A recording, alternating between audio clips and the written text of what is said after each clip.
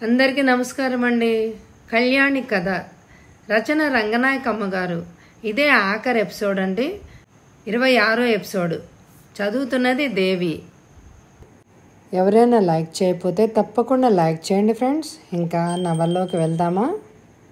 కళ్యాణి నీరసంగానే మాట్లాడింది. ఉషా, నేను శంకర్ మత్తులో ఉంటూ ఫోన్లో మాట్లాడే రోజుల్లో రాధతో ఒక మాట అన్నాను. నీకు మంచివాడిని నేను వెతికి తెస్తా అన్నాను. చూడు, అప్పుడు నా తెలివి మంచి అంటే ఏమిటో నాకు తెలిసిందా? ఏ మూర్ఖుడినో ఉత్తముడిగా నేను నమ్మి రాధకు కూడా నమ్మించేదాన్నేమో. పాపం, అది నా మాటలు నమ్మి ఏ గోతిలో పడేదో. రాధకు ఒక పెళ్లితో పెద్ద అనుభవం వచ్చింది. నాది పెద్ద అనుభవమే. పెద్ద అనుభవాలు తెలిసాక కూడా ఇంకా బుద్ధి రాలేకపోతే మళ్ళీ ప్రేమల కోసం పెళ్ళిళ్ళ కోసం ఎగబడితే అంత మూర్ఖపు మనుషుల్ని ఎవరు రక్షిస్తారు? జ్యోతి మౌనంగా కూర్చున్న దేదే మాటలు వింటోంది. ఉషా జ్యోతితో అంది. జ్యోతి, నువ్వేమనుకున్నావు? సూర్యకి ఏం నేర్పుతావు? కళ్యాణి వెంటనే అంది. జ్యోతి తెలివితో పోల్చడానికి మనం ఎవరం పనికిరాం. నాకెంతెంత చివాట్లు పెడుతూ ఉంటుందో తెలుసా? అది నాలాగా రాధలాగా ఎవరినో ఒకటి నమ్మేస్తుందా? చచ్చినా నమ్మదు. జ్యోతి, నీ సంగతి నువ్వే చెప్పు అంది ఉష. అమ్మో, నేను బురదలోకి దిగను అంది జ్యోతి. అంటే పెళ్ళి చేసుకోవా?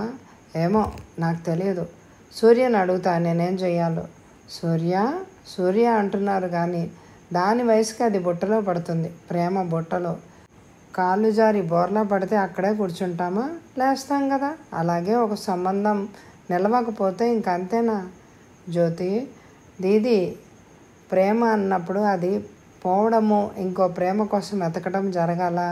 ప్రేమ అన్నప్పుడు అది చలించని ప్రేమగా ఉండడం సాధ్యం కాదా? అలాగే కావాలని ఆశిస్తాం. ఆడవాళ్లే కాదు, మగవాళ్ళు కూడా నిర్మలమైన ప్రేమ కావాలని ఆశిస్తారు. అలా జరగడం లేదంటే ఎవరికి కారణం ఏమిటో. చలించని ప్రేమతో జీవితాంతం బ్రతికే వాళ్ళు ఎవరు ఉండరా దీది? ఎందుకు ఉండరు? వాళ్ళు మనకు తెలియకపోవచ్చు. ప్రేమ కొన్నాళ్ళు ఉండి మారిపోయిందంటే దాన్ని కాలి జారి కింద పడడంతో సమానమని చేస్తామా? ఉష కాలిజారి పడడం సహజం, ప్రేమ పోవడం కూడా సహజమే అంది రాధ. ప్రేమ పోవడం కాలు జారడం లాంటిదే. ఎలా అవుతుందిలే? మానవులు అనేవాళ్ళకి ఎన్నో విషయాలు ఇంకా తెలియడం లేదు. ఇంకా ఇప్పటికీ తల్లిదండ్రుల ప్రేమలే తప్పులుగా ఉంటున్నాయి. ప్రేమ అనేది పడుతూ లేస్తూ మారిపోతూ ఉంటే అటువంటిది ప్రారంభంలో ఉన్నది మాత్రమే ప్రేమ అవుతుందా? శంకర్రావుకి ప్రారంభంలో ఉన్నది అయినా ప్రేమేనా? కళ, నీ ప్రేమ పోయిందంటే అతని తప్పు వల్లే కదా. అంటే ప్రేమ పోయిందంటే ఒక కారణం ఉందని అర్థమేగా. శంకర్రావు ప్రేమ కట్నం దొరకపోలేదంటే అది ప్రేమ అవుతుందా? మంచి ప్రేమ కోసం మనం ఎందుకు ఆలోచిస్తున్నాం? మనకి మంచి గమ్యం వచ్చినట్టేనా? కళ, నాకు సందేహం వచ్చింది. నిన్ను అడగకపోతే అది తీరదు. శంకర్రావు ఎలాంటివాడో ఇప్పుడు స్పష్టంగా తెలిసింది. అతనిలో ఏ కోణంలోనూ గమ్యం లేదు, నిజాయితీ లేదు, పరమ మొరటు. ఇలాంటి వాడితో నువ్వు కొన్ని నెలలు మత్తులో ఉన్నావా? అతని మాటల్లో ఏ తప్పు అప్పుడు కనపడలేదా? తప్పులు లేకుండా మాట్లాడగల మనిషి అతను. అతని మీద అంత నమ్మకం అసలు ఎలా కలిగింది నీకు? అదే నాకు సందేహంగా ఉంది. చాలాసార్లు అతను డబ్బుకు ఆశపడని మనిషిలాగా కనపడ్డాడు, అంతే. నాకు అదొక్కటే ప్రధానం అన్నట్టు కనపడింది. మిగతా విషయాలు ఎలా ఉన్నాయో తెలుసుకోవాలనే తెలివే నాకు లేదన్నమాట. అంటే నాకు సరైన గమ్యం లేదన్నమాట. దేవుళ్ళు నమ్మకాల గురించి అతను ఒక్కసారి కూడా అడగలేదు. అతను నన్ను అడగలేదు. ఆ ఒక్క విషయం అడిగే అతని నమ్మకాలు ఏమిటో కొంచెం తెలుసుకుని ఉంటే నా మనసు వాటికి వ్యతిరేకం కాబట్టి అతనితో 1-2 రోజుల కన్నా ఎక్కువ రోజులు మాట్లాడేదాన్నా. ఆడపిల్ల పుడితే ఆ మాట ఫ్రెండ్స్కి చెప్పలేదట. మగపిల్లలైతే గర్వంగా చెప్పుకునేవాడట. అతని భావాలు అంత చెత్తగా ఉన్నాయని మొదట్లోనే తెలిస్తే అలాంటి వాడి మీద నాకు ఇష్టం కలుగుతుందా?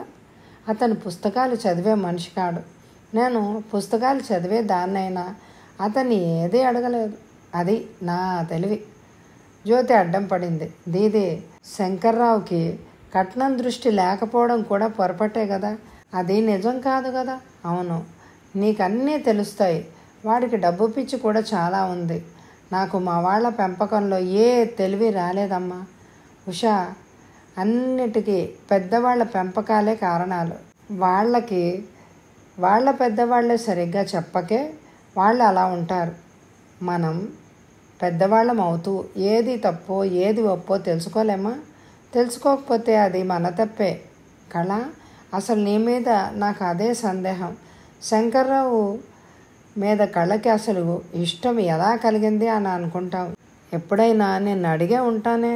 అడిగావు, ఇదే చెప్పాను. సరైన గమ్యం నాకు లేదు కాబట్టే అతని మనసులో పెట్టుకున్నాను. భంగపడ్డాను.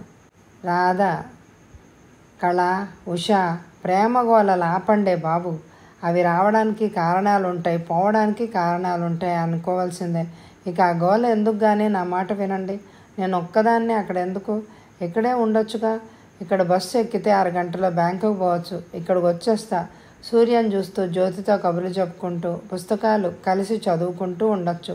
ఉద్యోగంలో ట్రాన్స్ఫర్ అయితే ఎక్కడికో పోవడం ఎలాగా తప్పదు. ఒక్కదాన్నే ఉంటే దేనికి ఉత్సాహం ఉండదు. ఒక్కోసారి ఎంత ఆకలిగా ఉన్నా, వంట సిద్ధంగా ఉన్నా కూడా తినబుద్ధి కాదు. అలాగే పడుకుంటాను. తిండి సమస్య కాదులే, ఇక్కడే కలిసి బ్రతుకుదాం అని. కళ్యాణి, అవును అంతే. అబ్బా, ఎంత మంచి మాట చెప్పావే. ఉషకైతే దాని సంసారం దాంది. అది చక్కని సంసారం. అది అప్పుడప్పుడు వచ్చి మనల్ని చూస్తుందిలే. నీ కొత్త ఆలోచన వింటే నా బాధ అంతా పోయినట్టే అనిపిస్తోంది. నువ్వు మాత్రం 1 వారంలో వచ్చాయి. రాధా దీది, నువ్వు వచ్చేస్తావా? వారం రోజులు ఎందుకు దీది? రేపే ఆదివారం ఆఫీస్ పని ఉండదు కదా. మన ఇద్దరం పోయి సామాన్ అంతా తెచ్చేసుకుందాం. రేపే నువ్వు వచ్చేసేది. సూర్యకి జరిగిందేమిటో ఆ గొడవ అంతా దానికి గుర్తు ఉన్నట్టే లేదు. జ్యోతికి దగ్గరగా పోయి కూర్చుంది. కాలింగ్ బెల్ మోగింది. ఇక్కడ మాటల్లో మొదట ఎవరు ఆ మోతని పట్టించుకోలేదు. అది మళ్ళీ మళ్ళీ మోగింది. జ్యోతి పరిగెత్తికెళ్ళి ఇంటి ముందు కారు ఆగి ఉండడం చూసి వెంటనే వెనక్కి వచ్చి, దీది, ఎవరో వచ్చారు, కారు ఆగింది అంది. తలుపులేవి తీయకు. మళ్ళీ కారా? మన ఇంటికి కార్లు ఎప్పుడూ రావు. ఏమో, ఎవరో.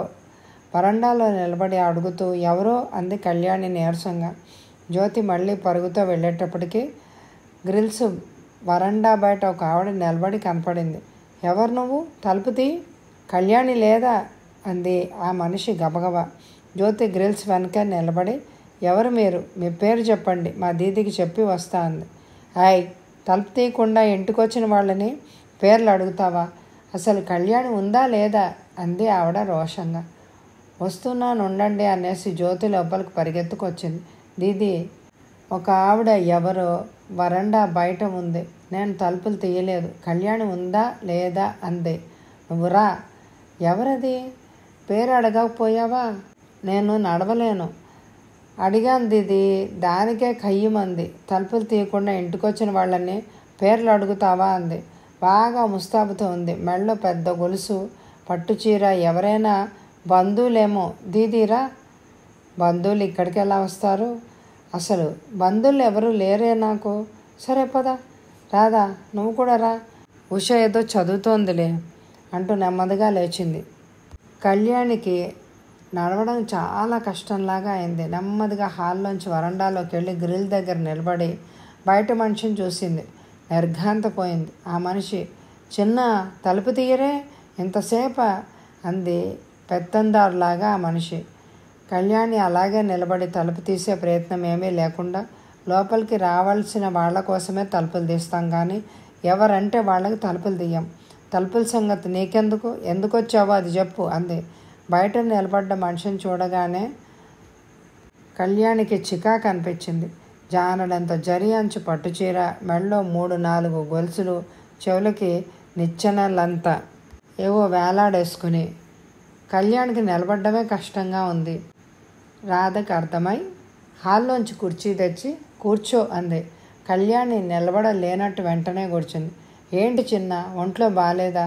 నీరసంగా ఉన్నట్టున్నావు. బయట మనిషి, నా పేరు కళ్యాణి, చిన్న లేదు గిన్నా కాదు. నన్ను చిన్న అని నిజమైన ప్రేమతో పిలిచింది మా మేనత్తే కానీ ఇంకెవరూ కాదు. నాతో మాట్లాడాలంటే నా పేరుతోటే మాట్లాడు. కళ్యాణితో ఏం పని నీకు? అదేంటే చిన్న, ఇంత బడాయిగా మాట్లాడుతున్నావు?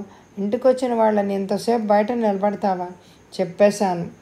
అది కళ్యాణితో ఏం పనో చెప్తే చెప్పు, లేకపోతే వెళ్ళు.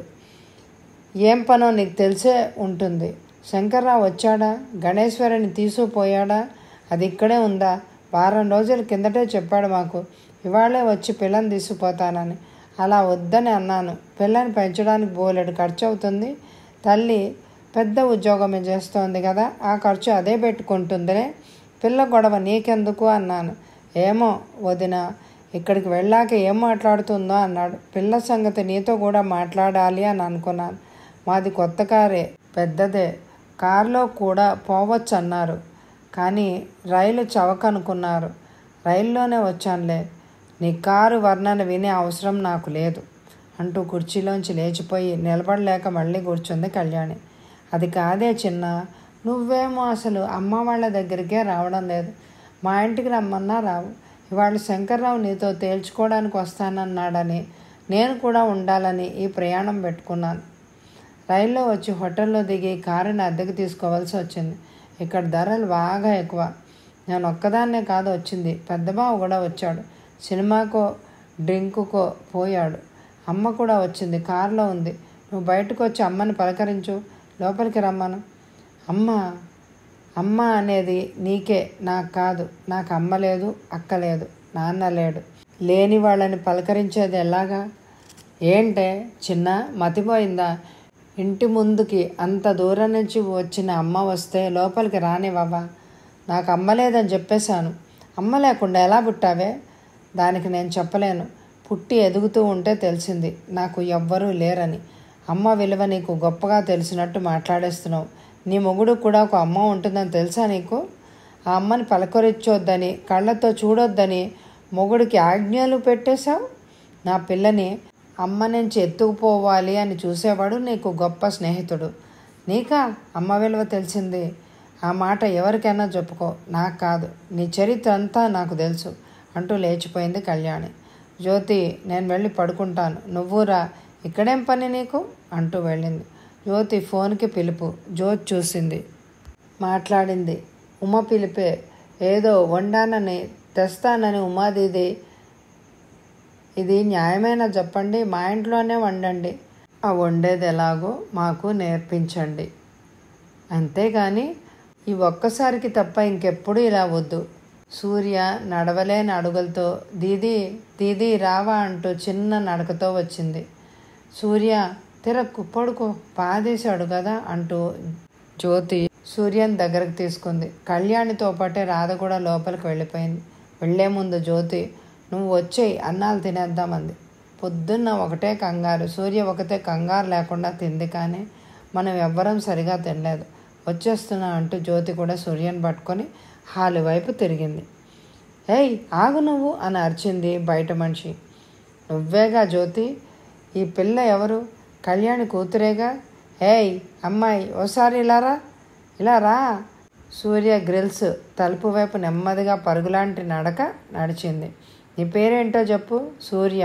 గణేశ్వరి కాదా? కాదు, వద్దు. శంకర్రావు తెలుసా నీకు? అమ్మో, ఎంత కొట్టేశాడో. మా అమ్మని జుట్టు పట్టుకొని పీకేశాడు. అమ్మ ఏడ్చింది. కొట్టాడా నిన్ను? రమ్మన్నాడా? శంకర్రావుకు నువ్వంటే చాలా ప్రేమ. జ్యోతి సూర్యతో అంది. ప్రేమ అయితే కొడతారా అని అడుగు. ఏం అడగాలో అడగలేనట్టు ఆగిపోయింది సూర్య. రాధ లోపల నుంచి, సూర్య అమ్మ పిలుస్తోంది నిన్ను. జ్యోతి నువ్వు కూడా రా, అన్నాలు తిందాం. చెప్పలేదు వినవే? చెప్పావు లేదు. ఇది మీరు తినండి, నాకేం అక్కర్లేదు. సూర్యకు కూడా పెట్టేయండి. నేను రాను, ఇక్కడే ఉంటా, నన్ను పిలవద్దు అని చెప్పేసింది. జ్యోతి నవ్వుతూ బయట ఉన్న మనిషి కొయ్యబారినట్టు నిలబడిపోయింది. పని మనిషి ఇలా మాట్లాడుతోందేంటి అని జ్యోతి ఆ మనిషిని చూస్తే కొంచెం నవ్వింది. మీరెవరో నాకు తెలిసింది. మీ పేరు లావణ్య. మీరు అదే ఆ శంకర్రావు వచ్చాడా అని అడిగారు కదా. నేను చెప్తా, మీరు జాతకాలు బాగా చూస్తారేమో. శంకర్రావు జాతకం చూసారా? దానికి మళ్ళీ ఇప్పుడు చూస్తే ఇవాళే జైల్లోకి పోయిన శంకర్రావు ఎన్నేళ్ల దాకా అక్కడ ఉంటారో మీరు కనిపెట్టగలరా? అదిగో అటుపక్క పోలీస్ స్టేషన్ ఉంది, దగ్గరే. అక్కడికి వెళ్తే మీ స్నేహితుడు ఏ మూలో ఖైదులో కనపడతాడేమో. ఏంటి, కొట్టాడా పిల్లని? అది కొట్టడమా? దాన్ని బాధడం అనాలి. ఇంకా చెప్పాలంటే చావ బాధడం అనాలి. పోలీస్ ఇన్స్పెక్టర్ గారు వ్యాన్లో వచ్చేశారు. 3 పోలీసులు మీ ఫ్రెండ్ని మోస్తూ తీసుకుపోయి వ్యాన్లోకి విసిరేశారు. స్టేషన్లో అడగండి, చక్కగా చెప్తారు.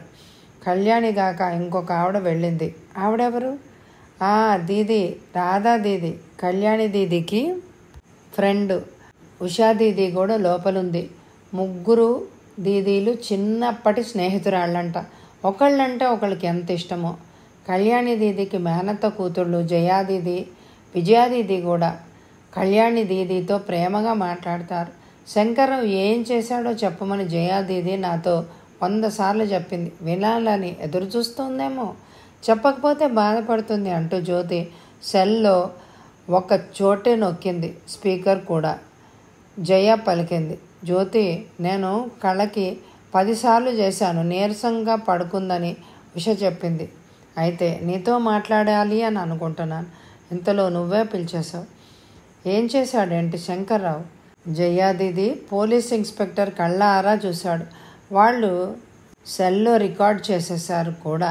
ఆ సెల్లో ఒక కానిస్టేబుల్దంట. అంతా అందులోకి ఎక్కిపోయింది దీది. శంకర్రావుని వ్యాన్లో పడేసి తీసుకుపోయారు దీది.